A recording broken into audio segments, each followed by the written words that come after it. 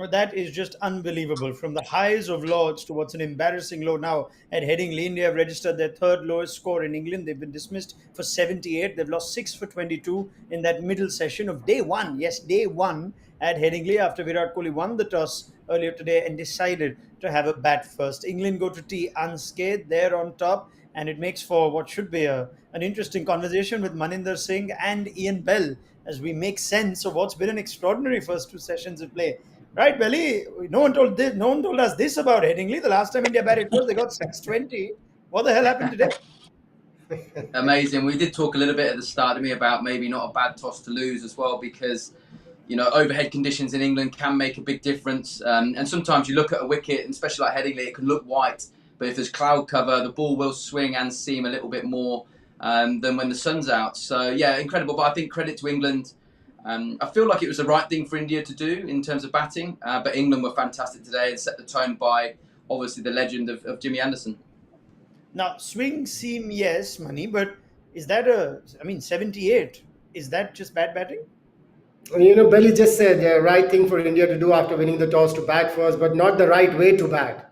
Hmm. This was a surface you had to leave a few balls, and then maybe when you get your eye and then you start scoring runs. But some of the Indian batsmen have, if you see Virat Kohli or if you see your Rahul, he just went after the ball. And these are not the pitches where you can come straight away and start driving at the ball. You've got to spend some time on the surface. And, I think Jimmy Anderson took advantage of that cloud cover in the beginning and probably the moisture on the first day of the test match that the surface provides. Jimmy Anderson bowled brilliantly. And I think good captaincy as well, because he didn't bowl Jimmy Anderson again. He left him. Store your energy. You will be needed in the second innings. You might be needed in the fourth and the fifth test match if you want to win the series. So I think England have done everything right, and Virat Kohli, he's surprised me a little bit. Okay, now if we have to compare surfaces in this series, Belly, going from Trent Bridge to Lords to here, it looked like India's batters were up for it. They left better in the first two tests. They showed patience. At least the openers certainly did. Even Kohli's got the odd 40 where he looked good. Now, has this been a significantly different surface in this third test that India have just failed to adapt to, or what do you put it down to? Well, for me, I think with cloud cover, it's more like Trent Bridge. And I think when you look back at that test match, how well KL and Rohit left the ball. And I think that's the key, isn't it? Leaving the ball in the channel. And KL, the way he's playing at the moment in particular, bar Joe Root, he's been outstanding. He'll be disappointed with that big drive up front, because that's not how he's played in this series so far. So he'll be disappointed. And yes, like I said, it's the kind of place you have to do the hard work first, and then when you get to that last 2 hours of the day, that's when you can cash in as a batsman. But as I said, and we've said rightfully, I think credit to England, also Joe Root as well. I think Manny said it there about tactically. Joe took a lot of responsibility. I don't think it's all on his shoulders for that last day and the tactics. I think there's a lot more people that should help him out. But he has to take full credit today. I thought he got everything spot on. Now, we did discuss a fair bit of this in our lunchtime show where you could say the back was broken effectively in the Indian batting. You had Rahul, Kohli, Pujara, Rahane all dismissed in the first session. The next session, Mani has produced 6 for 22. Now, after the conversation of the last test, it was all about India and this team and their spirit, etc. But are we now given a harsh reminder that perhaps there is a vulnerability to this batting? The tail is still long, and those runs that Shami and Bumrah got were perhaps just a little bit of paper over the cracks? Well, they're not going to get you runs every time when they walk onto the surface. It's not easy for the lower order batsmen to start scoring runs on these kind of surfaces. It was just in the previous match. I think when England started barging those bouncers on Shami and Bumrah, probably they got more determined and they said we are going to score some runs here so that we have some runs behind when we come into bowl. But it's not going to happen every time. And Rahane, Pujara, I think their weaknesses are getting wider and wider, bigger and bigger, and probably they've got to have a better frame of mind when they come and play test match cricket, international cricket, because if you're going to be in a defensive mode on these kind of surfaces, forget it. You're not going to get runs. You have to have that mindset where you have to think that any opportunity of scoring runs, I'm not going to miss it. I have a very simple question for the both of you. I'm trying to ask this just as what an Indian fan might be thinking now. Is this a strong batting lineup, or is this not a strong batting lineup that India have? We've been so focused on England, and we've been all on agreement that this is perhaps a weak lineup. But when you look at India, barring maybe a KL Rahul who's been exceptional, Belly, does this strike you as a strong batting lineup in Test cricket? Oh, on paper, very, very much so. Certainly top six, top seven. I think possibly, the arguably probably missing a number eight there in terms of Ashwin at number eight would make that look a lot stronger in terms of depth. But in terms of top six, top seven, on paper, the records speak for itself. But probably in terms of a tail is quite long. But we all know they can bat. But again, in those conditions, if England stick to plan A and don't get emotional, it would be hard. Well, it's hard enough work for the top order, let alone for a lower order batter that's rightfully down that bottom because their technique's not as good as the top order. So, yeah, I think on paper their top seven is very good. Same question to you, Mai. Not a single batter getting to their 20s. See, but why they are so good on paper is because they play a lot of cricket in India, and on these surfaces, it's not all that difficult. Life is not all that difficult. But when you're playing in, say, Australia or South Africa or New Zealand or England, the conditions are totally different. So you've got to have these batters who are scoring runs in India to be more consistent. Even though if you see Ajinkya Rahane's averages, he averages better abroad than on the Indian surfaces, but of late we've seen that consistency part is missing. It's very, very important, and that is why probably a lot of experts have started having doubts, as far as Rahane is concerned or Pujara is concerned, especially in conditions like this.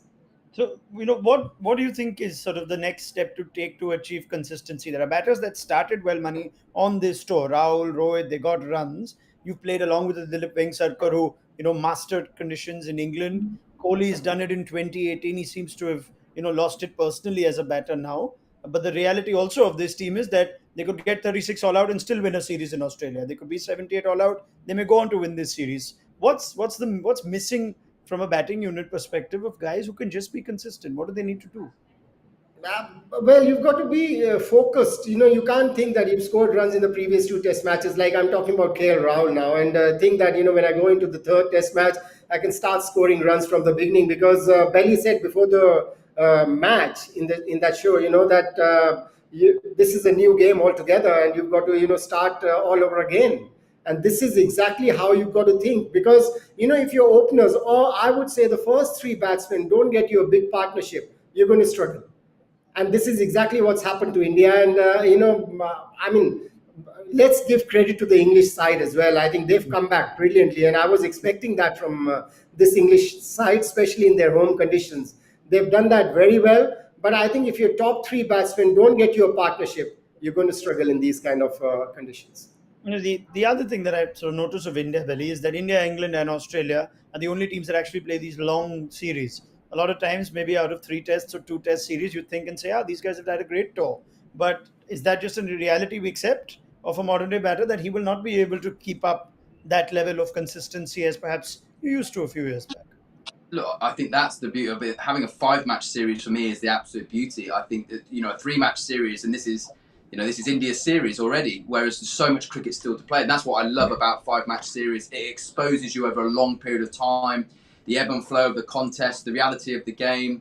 Like I said, you can be on a high, and then the next game you come crashing back to earth. So this is the beauty of 5 matches in a series right here. So, I think, and then that's what we love Test match cricket, and this is shown today, hasn't it, as well? The reality of, at this level, you've got to get every session right. One bad session, all of a sudden, you're back to square one. So look, there's a lot to do. I was quite surprised today, actually. I mean, I thought England were brilliant. A little concern was I don't think India was quite as good with the new ball today as they were at Lords. I thought they didn't hit the areas that England have today. So that'll be interesting for me going forward in the next couple of hours. All right. Just focusing on a couple of those wickets in that session. Few odd ones. Rohit Sharma's. Let's start with that. Belly, what did you make of the dismissal? It's another short ball wicket, but it's a different kind of wicket. Yeah, I think for me, on someone like Rohit, again, I think what England have done quite well, because he's so good at the short ball. They've surprised him. They've obviously held their length. They did it at Trent Bridge as well. And they're not genuinely quick bowlers, but they have a good bouncer.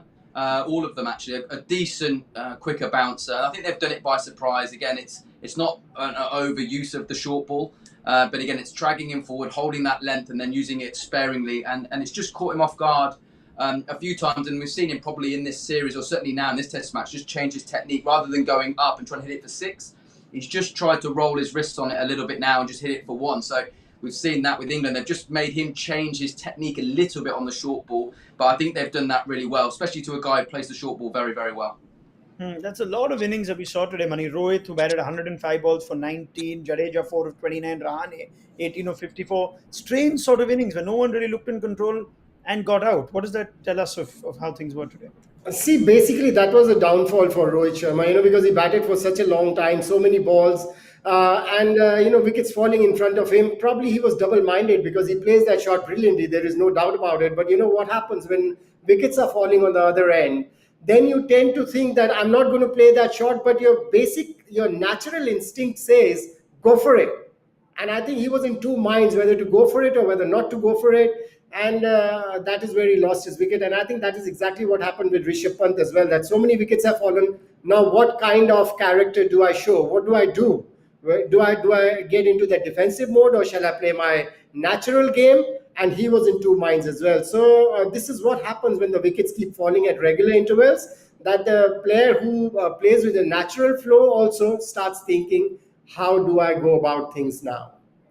Okay, now let's give more credit to England's bowlers, right? It's not only about India's downfall. They got it absolutely spot on, including Craig Overton playing his first game. Sam Curran, who's been short of wickets with a couple of wickets, belly. That's as good an all-round performance as you could have expected. 100%. I think they'll be very happy again. I think, like we said at the start, actually losing the toss sometimes, that pressure of winning the toss and bowling isn't there as well. So that played into England's hands. But the execution, moving the ball in the air and off the pitch, was brilliant. And actually, for this group of play, we talked a lot about Saqib Mahmood potentially playing as something a little bit different. But actually, on that surface, that English kind of seamer, about that 78 to 82 miles an hour, can move the ball around, is perfect for that surface today. But as this Test match goes on, it will get flatter, so you might need that bit of extra pace. But in these conditions today, I thought England were absolutely outstanding and did exactly what they needed to do, especially after a tough result in the last Test match. They bounced back and they executed amazingly well.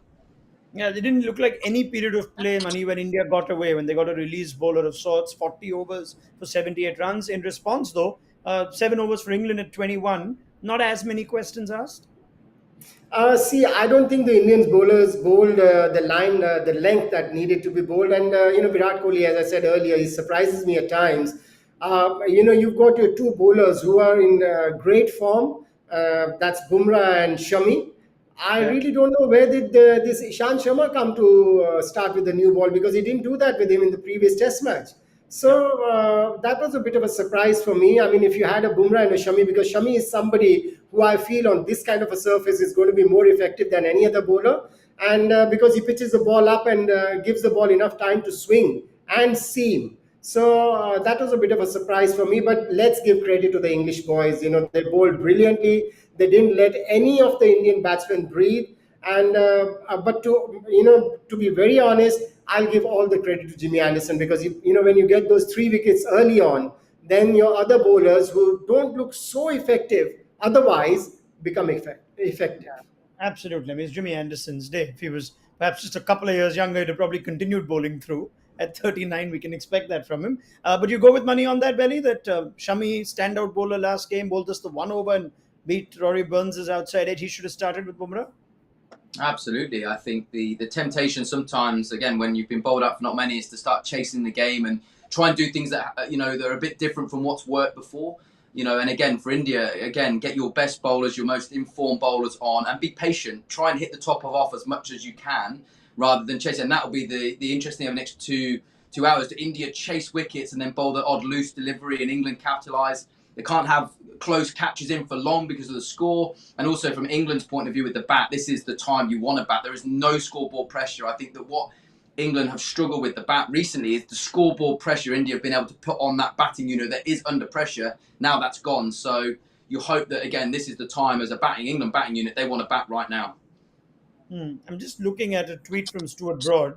It looks good right now. He tweeted an hour into the game after India had lost those 3 wickets. And he said that Headingley is the best day one ground to bowl at in the country, in his opinion. Now, looking that belly, you've said you still think it was the right call by Virat Kohli. Brody calls it a brave call. But are we still expecting things to happen then in this next session, or will it just get easier to bat, or will we see a true reflection of how it is to bat from England now? Extra roller, heavy roller now will just calm the pitch down a little bit. And obviously tomorrow, if the sun comes out, it will be better on day two. As I said, I think that's the right. As we talked about at the start, that is what you feel like. I think it's a very brave decision, whatever Test match, to win the toss and bowl, because if you get that wrong, you put yourself behind. So I think what Stuart's saying, it's a good toss to lose at Headingley. It really is. We talked about that. And if you bat first, you have to bat well for that first 4 hours up to tea. You have to get that right. If you don't, you put yourself in this situation where it's in trouble. And he is absolutely right. But then a part of that is execution as well. And England executed really well today. If they hadn't bowled as well, or Jimmy Anderson, as Manny said up front, hadn't bowled like he did today, India would have been in a good position, in this Test match. Because again, it might not be 400, might not be par on this pitch. It could be 300, 310 is a top score, a match-winning score. So yeah, I agree with what Brody said, and we sort of mentioned it. Good toss to lose for England today. If you were in that Indian dressing room now, Mani, and normally if a team is 78 all out on day one after losing the toss, you think one result is automatically removed. But just looking at how this series has gone, how this English batting is, are you still thinking that, yeah, you're still in the game? It's still very, very early? Well, if you don't think that, then on the first day of a test match, and after 4 hours, if you're not thinking that you're still in the game, you can come back. Then this game is going to get over in 2.5 days. And the only way ahead is start thinking positive, get your decisions right. Get the right bowlers to bowl. If you ask me, I have a lot of confidence in Mohammad Siraj because he bowls the length that will suit this kind of a surface where he'll get wickets. So I really didn't know where did the Ishan Sharma come from, because in the previous Test match he was your fifth bowler in the second innings, Yeah.